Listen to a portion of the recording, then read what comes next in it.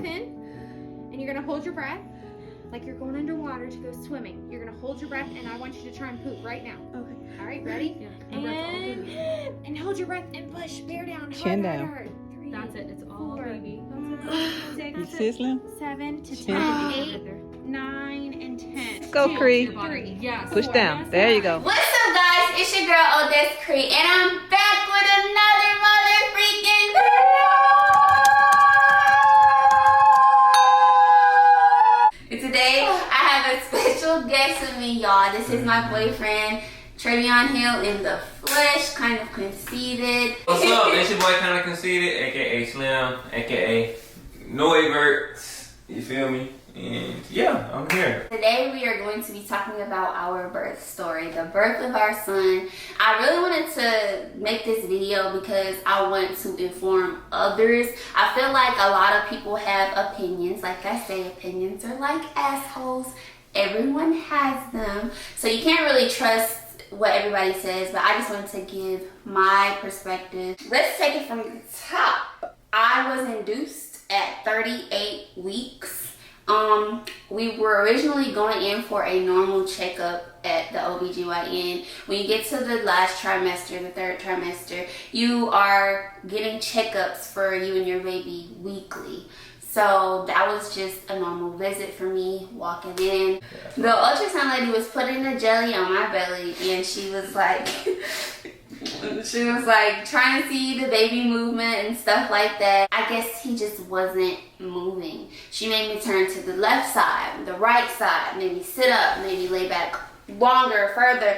And she just had the most weirdest look on her face, and it really made me scared. Because I'm like, God, don't let me get all the way to the end of my pregnancy. I'm at 38 weeks and then my baby passes away or something like that. Like, I was just kind of in a mind state of like, what's gonna happen? And mind you, before that, we had a couple of visits to the hospital because I felt less movement. My umbilical cord was wrapped around my baby's neck multiple times. So we were already kind of worried about his safety inside of my belly. So when she was looking like that, it was just kind of scary. And then she was like, I'm just gonna let you talk to a doctor, and then she'll tell you where to go from there. I ain't gonna lie, I was in there like, yeah, let's have it, let's go. Yeah. I was really telling her, go ahead and tell her she need to go. Just tell her. No, because he had been wanting me to have the baby, even when it went time to have the baby, like, at probably like 30 weeks. He was counting down the days. Like, he gave me all of his work phone numbers and everything. He like, just call. I'm on call. I'm ready to leave. I ain't gonna lie to y'all. I was at work, like, just every time, oh, Hill. Oh, shit. You know what I'm saying? Like, Yeah, so he was really excited, but so I guess he felt excitement in that moment, but I was just kind of scared of the safety of the baby. I was just like, what's going on? Anyway, so we went back there to the doctor, and, you know, she just came right on in, sat down, and she was like, I need to check to see how dilated you are, because we need to send you to go to the hospital and have that baby. And mind y'all, I told y'all I was just coming in for a regular visit, so I'm just like, huh? How do we come to have a regular 38-week visit, and then y'all gonna have me leave out of here to have a baby? Are y'all kidding me? Are y'all kidding me? This should be against the law. Mind y'all, I was one of those people that said I was never gonna have kids. Never gonna have kids. Because I used to see videos on YouTube of what the women was going through. It seemed like it was really painful. You know, my mom telling me, oh, it's the worst pain I've ever had in my life. A lot of people say it's the worst pain they ever had in their life. I just wasn't prepared to go into labor at that time. You know what I mean? I'm talking about, I didn't even take a shower yet. Panic mode. Put me on panic mode. Because I'm like, damn, I'm finna have to push a human out of my vagina. Like, this is real. I've been knew that I was gonna have to do this my whole pregnancy, but like, now I'm really finna have to push him out of my vagina. I don't even like fingers in my vagina. That's scary. Like, everything she said after that was, cause I tuned out. I tuned her out and I was just went like, I could hear my own heart beating. Like, I'm like, do, do, do, do, do, do, do, do. And then I'm just like, I hope he getting all this information because I can't hear shit. And yeah, just tell him how you felt. The only information I needed was you need to go have him. I was ready. Y'all. I ain't gonna lie to y'all. I was like, finally, let's go. And she was like, are you sure? And I'm like, bro, let's go. Hearing it is scary, but bro, the bigger picture is, bro, you can have a child. You know what I'm saying? A lot of people can't. So don't undermine being able to have a child. And then if we would have waited a little later, a problem could have came up. You know what I'm saying? So it's like, let's go. Right. Went to the hospital. I'm checking in. Mind you, on the way to the hospital, son is driving. I'm calling people. Well, I'm calling mama and I'm freaking out. I'm like, Mom, they said it's time to do it. Then I call my cousin Nicole. And I'm like, bro, I'm gonna have it. I'm scared. Yeah, it was just a moment where I needed the people that's gonna keep me sane to talk to on the phone at that moment. So, got to the hospital. Checked in. Why are you looking at me like that? You're looking at you. Got to the hospital, checked in. They took me to a room, and I'm just like, whoa! Like this is the room I'm gonna give birth in. Like this is crazy. So they told me to go pee in a cup as soon as I got there, and change into a gown. Then I laid down on the bed, and they hooked me up, asked me a whole lot of questions, hooked me up to some vitals and stuff like that. And they came in with a pill called Pitocin. And that's an inducing pill. When you're getting induced, you take this and it brings on false contractions, which trigger real contractions. Now, here's where I want to insert what I have learned from this experience. This was my first birth, so I have nothing to compare it to. But after doing research and hearing other women's stories, I hear that when you have the Pitocin contractions, they are way worse than natural contractions. And like I said, I have nothing to compare it to, but I do want to tell y'all right now how those contractions felt. They were terrible. I'm gonna just say that. And I used to hate when I asked people, like, how does it feel? Like, how does it feel? And I used to hate when they used to be like, oh, it feels like period cramps.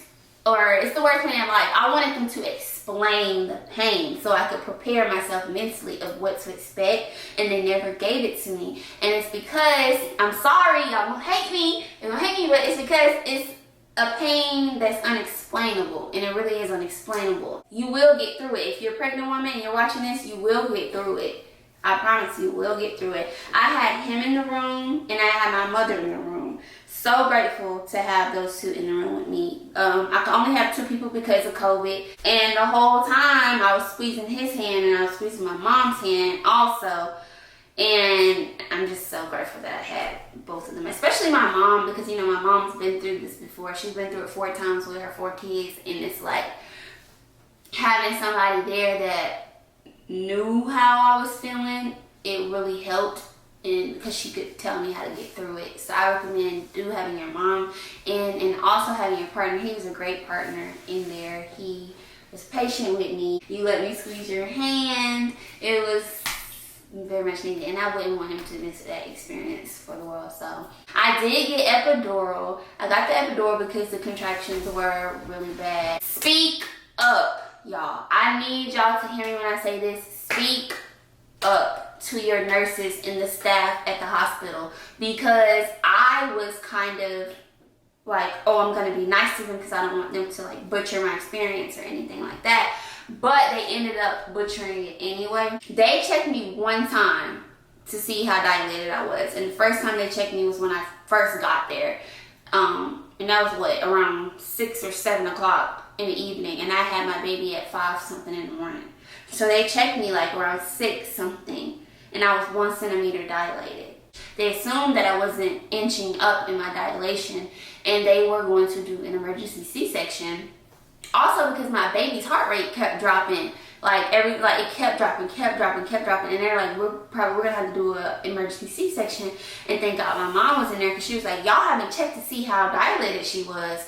And they were like, oh, well, we know it's not gonna be dilated that much right now. And she was like, no, you need to check her before you put any knives to her stomach. Right? So they checked me, and guess what? Guess what? I was 9 centimeters. You know what I mean? Like, don't think because they're nurses that they know everything, because that's not true. This is their job. They do it redundantly, and sometimes they get tired, they slip up, sometimes they don't want to do their job all the way to the fullest, sad to say, but it's true. So you got to be an advocate for yourself and make sure you speak up. If something hurts, say no. Ask questions, please, because you don't want to get yourself into something that could scar you for life. And one of the ladies that was checking me, like, she was way too harsh. I'm like, girl, lady, I don't know what type of stuff you into, what type of freak shit you into, but I do not like to be handled like that, okay? Because that shit hurt. The way that she spread me open with her little 2 fingers was painful, and I actually was sore for a very long time with my healing process because of that. And it's like, just speak up. For dudes, I think y'all should definitely be there, even if you're not in a good position with the person who's having a baby. You should be there to experience it. You should learn and experience how the baby comes out. You know what I'm saying? And what happens to a woman. Cause we ain't a lot of niggas think like, oh, she just had a baby. I'm finna get in that. But what they go through doing pregnancy alone, and even the process of having a baby is crazy. So yeah, that's that. But also sometimes she might not be able to speak for real. You're gonna have to speak up to the nurse, cause ain't nobody gonna know how you know her in that sense. You know what I'm saying? So you might have to speak up for real. Once I had the epidural, I was like out of it. But when I was pushing, I didn't feel any pain because of the epidural. But you will feel a lot of pain after it wears off. And that's why they give you ibuprofens around the clock and stuff like that. So expect to be really tired and really sore after the epidural wears off if you do get epidural. If you don't get epidural and you don't plan on that, then do be prepared to feel a little bit more pain that I can't really tell you about because I got the epidural. Another thing, so I was up until the epidural, but holding her hand, based off how she was squeezing and the noises she was making, it was a 8 to 9.5 type of pain. You know what I'm saying? From my eyes and how she was squeezing, cause she almost broke my hand for real. You know what I'm saying? She almost broke my hand every time, and it was consecutive. Oh my God! Every like 30 seconds apart. No, they felt like 30 seconds to me. Every 30 seconds,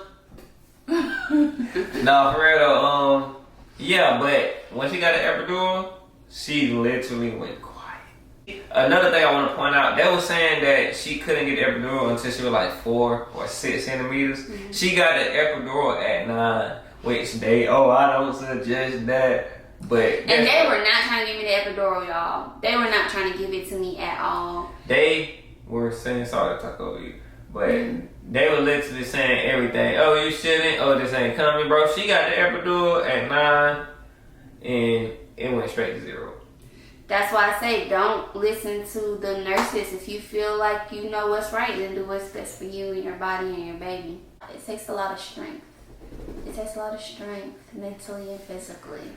A beautiful thing, first of all. Like I'm not capping y'all now. I say a lot of shit ugly. If some shit ugly, I'm gonna let y'all know. Bro, a live baby was actually in her stomach, and I seen it come out. The same vagina I be in.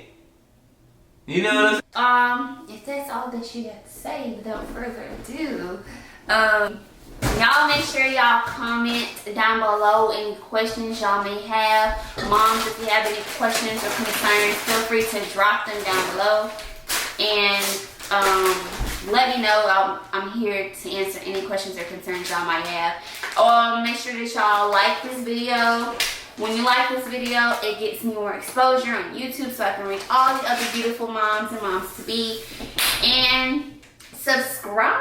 subscribe. Subscribe to your girl if you like me, if you like the content that I provide, and you want to see more of it, more of me. Hit the subscribe button. So like, comment, and subscribe. And last but not least, I got a YouTube video dropping soon. But first of all, I got a clothing brand. She's gonna drop the details on how you can get to these in the description box below. Know what I'm saying? Got 2 different colors right now. Going, higher girl, yes. going crazy. And many more drops coming soon, y'all. It's really good quality. Like, it's totally worth your buy. So check out the description box down below. And I will see y'all next video. Bye.